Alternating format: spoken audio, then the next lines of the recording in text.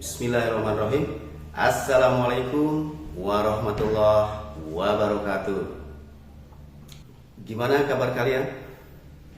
Wahai calon-calon ekonom syariah masa depan, para kaum rebahan yang mau produktif, dan siapapun Anda yang hari ini lagi galau mikiran cicilan.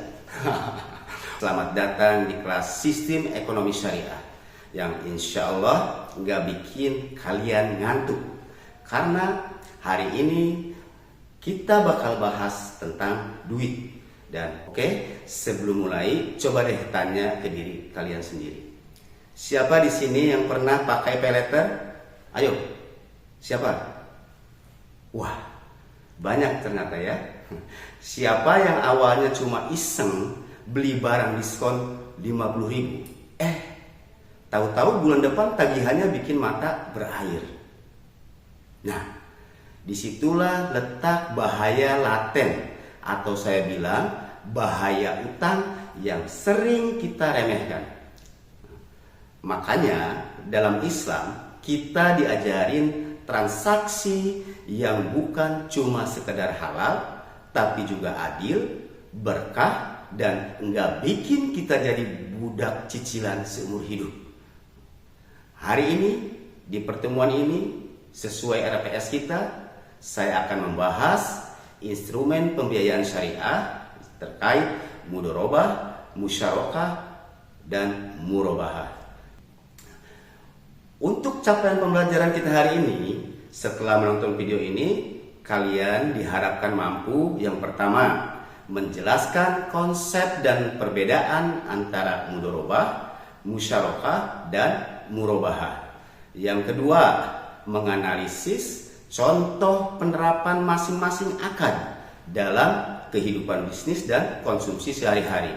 Yang ketiga, menyadari betapa pentingnya memilih instrumen yang tepat agar hidup enggak cuma survive tapi juga thrive tanpa terlilit utang riba. Oke, siap? Oke, siapin dulu kopi kalian atau teh karena perjalanan kita akan lumayan panjang, seru, dan penuh plot twist soal duit. Sebelum nyebur ketiga akad tadi, kita perlu paham dulu fundamentalnya. Secara umum, di sistem keuangan konvensional, kalau kita butuh modal, caranya gimana? Ya utang. Lo pinjam uang 10 juta, nanti lo bayar 12 juta. Selisih 2 juta itu namanya bunga. Nah, dalam Islam bunga itu riba, dan riba itu adalah haram. Kenapa? Karena di situ ada unsur memeras. Si pemberi pinjaman bisa tidur nyenyak, sementara yang minjam jungkir balik kerja. Tapi tetap harus bayar segitu. Kalau telat, lu bakalan didenda. Kalau bangkrut, aset lu juga disita. Yang kaya makin kaya, yang miskin makin terpuruk. Ini zero sum game yang enggak adil. Nah, ekonomi syariah datang membawa prinsip keadilan dan kemitraan. Dalam pembiayaan syariah, hubungannya bukan debitor dan kreditor atau peminjam dan penagih, tapi sistem partnership atau kemitraan. Kita berbagi risiko dan keuntungan. Oke, kita mulai dari yang pertama. Akad pertama yaitu mudharabah. Kalau dengar kata ini, ingat satu prinsip. Ada yang punya modal, ada yang punya skill. Dalam bahasa sehari-hari, ini adalah lo yang kerja, gue yang modal. Simpel kan? Secara definisi, mudharabah adalah akad kerjasama antara pemilik modal, sohibul mal, dan pengelola atau mudhari, di mana keuntungan dibagi sesuai nisbah atau porsi yang disepakati di awal. Kalau rugi, yang menanggung kerugian finansial adalah tentu pemilik modal, selama kerugian itu bukan karena kelalaian pengelola. Nah, pengelola rugi apa? Tentu dong, ya rugi waktu, tenaga, dan hilangnya potensi penghasilan. Jadi adil bukan? Oke, kita lanjut ke simulasi perhitungan nisbah. Misal modal 50 juta tadi, nisbah umpamanya 70-30, pengelola dan pemodal. Bulan ini untung 20 juta, maka pengelola dapat 14 juta, pemodal dapat 6 juta. Tapi perlu diingat, yang dibagi adalah keuntungan, bukan omset. Jadi harus dipotong dulu biaya operasional. Nah, ini penting banget biar enggak salah paham.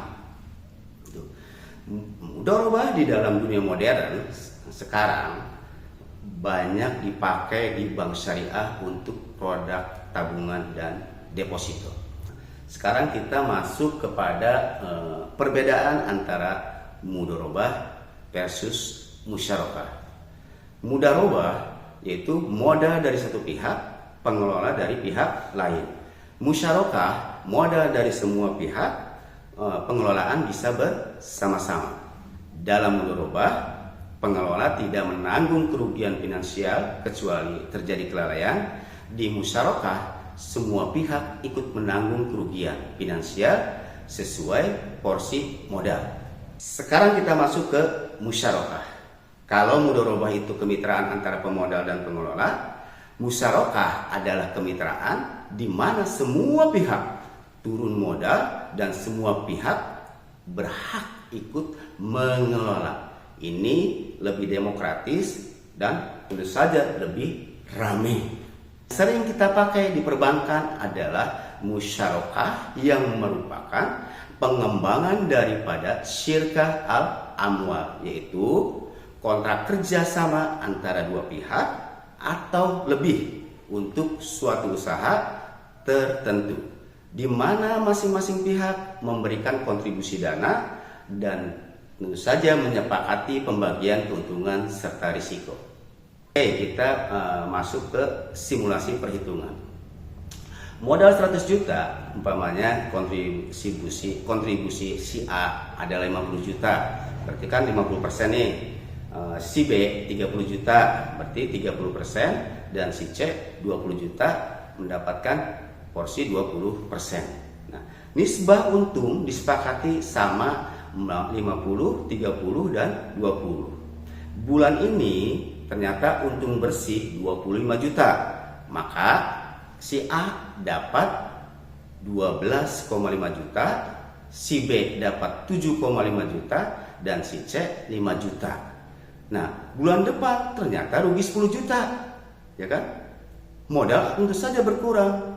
Nah, A menanggung kerugian 5 juta, si B menanggung kerugian 3 juta, dan si C 2 juta. Transparan, nggak ada yang ngerasa ditipu. Syirkah itu amanah, ada tanggung jawab. Banyak yang suka nyamain antara murabahah dengan kredit konvensional. Nah, coba saya tantang. Coba setelah ini kalian bisa bedain. Nah, kita harus tahu dulu ya, definisinya, ya kan? Murabahah adalah akad jual beli suatu barang dengan menyatakan harga perolehan dan margin keuntungan yang disepakati oleh penjual dan pembeli. Jadi ini adalah transaksi real, ada barangnya, bukan duit ketemu duit. Nah, dalam praktek perbankan sering disebut murabahah lil amil. Nah, murabahah berdasarkan pesanan. Jadi nasabah datang ke bank, saya mau beli motor X contohnya. Bank kemudian membeli motor itu dari dealer atas nama bank tentunya kan. Lalu menjualnya kepada nasabah dengan harga pokok ditambah margin. Nah, si nasabah mencicil sesuai jangka waktu. Harga jual tetap tidak berubah-ubah. Lalu bedanya apa sih sama kredit konvensional? Ini loh yang penting. Yang pertama, objek.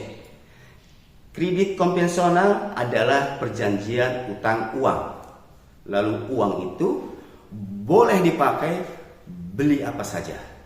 Di murabahah yang terjadi adalah jual beli barang. Bank harus benar-benar memiliki barang itu dulu secara prinsip, baru menjualnya kepada nasabah. Jadi tidak boleh nasabah beli sendiri lalu minta ganti ke bank. Itu bukan murabahah, itu namanya pembiayaan utang. Yang kedua, keuntungan. Di kredit, keuntungan bank adalah bunga yang bisa di floating atau berubah-ubah. Nah, di murabahah, keuntungan bank adalah margin yang tetap disepakati di depan. Jadi sekali lagi harga jual disetujui. Misalnya gini, 30 juta. Meskipun cicilannya 2 tahun, nominalnya tetap sama. Kalau ada pelunasan dipercepat, bank boleh memberikan diskon atau mukosah, tapi tidak boleh ada penalti yang memberatkan. Yang ketiga adalah denda. Di konvensional, kalau telat bayar, kena denda yang bisa jadi pendapatan bank. Nah, kalau di syariah, denda keterlambatan boleh dikenakan, tapi tidak boleh menjadi pendapatan bank. Biasanya digunakan untuk dana sosial seperti bantuan pendidikan, bantuan sosial lainnya. Jadi bank syariah itu enggak menikmati penderitaan nasabah. Ini bikin efek jerah, tapi enggak bikin banknya tambah cuan. Nah, ingat ya, bahaya jebakan konsumtif nih. Nah, ini nih yang sering membuat anak muda seperti kalian itu terlena. Murabahah memang halal, tapi tetap saja itu adalah komitmen cicilan. Jangan sampai karena mudahnya akses pembiayaan, kita jadi kalap beli barang yang sebetulnya tidak produktif. Misalnya kita pakai murabahah buat beli iPhone terbaru, padahal buat gaya gitu kan, bukan buat kerja. Akhirnya apa? Tiap bulan kita kerja cuma buat bayar cicilan. Istilah kerennya wage slave atau alias budak gaji. Nah, dalam Islam kita dianjurkan hidup sederhana. Jadi pastikan jika pakai murabahah itu untuk kebutuhan yang memang meningkatkan kualitas hidup atau produktivitas. Oke teman-teman, sampai di sini kita sudah bahas 3 amunisi hebat dalam ekonomi syariah. Saya ingin kita sama-sama merenung sejenak di era di mana segala sesuatu yang bisa dibeli dengan utang dulu, bayar nanti. Kita sebagai generasi muda Islam harus punya prinsip. Ingat, bahaya utang. Apalagi yang berbasis riba, itu nyata. Dengan adanya mudharabah, musyarakah, dan murabahah, Islam menunjukkan bahwa sistem keuangan bisa berjalan tanpa harus menindas pihak yang lemah. Keadilan itu mungkin, tapi yang enggak kalah penting adalah literasi dan karakter. Percuma kita punya instrumen syariah kalau kita sendiri tidak jujur, tidak amanah, dan tetap konsumtif. Nah, saran buat kalian semua, biasakanlah menabung dan berbisnis dengan akad-akad ini. Kalau mau mulai bisnis, cari partner yang bisa diajak musyarakah atau cari investor dengan akad mudharabah. Kalau terpaksa beli barang secara kredit, pastikan pakai murabahah di lembaga keuangan syariah. Dan ingat, belilah karena butuh, bukan karena ingin. Ya. Jadilah generasi yang melek akad, bukan generasi yang cuma melek diskon. Oke. Terakhir, saya ucapkan terima kasih sudah menyimak dengan penuh semangat. Saya harap setelah ini kalian bukan hanya bisa menyebut definisi, tapi juga mampu mengaplikasikan dan menjadi agen perubahan yang mengenalkan ekonomi syariah kepada lingkungan sekitar. Ingat, syariah bukan sekedar label, tapi sebuah solusi. Oke, sampai jumpa di materi berikutnya. Jangan lupa, jangan jadi bucin. Jadi budak cicilan. Jadilah tuan bagi hasil. Assalamualaikum warahmatullahi wabarakatuh.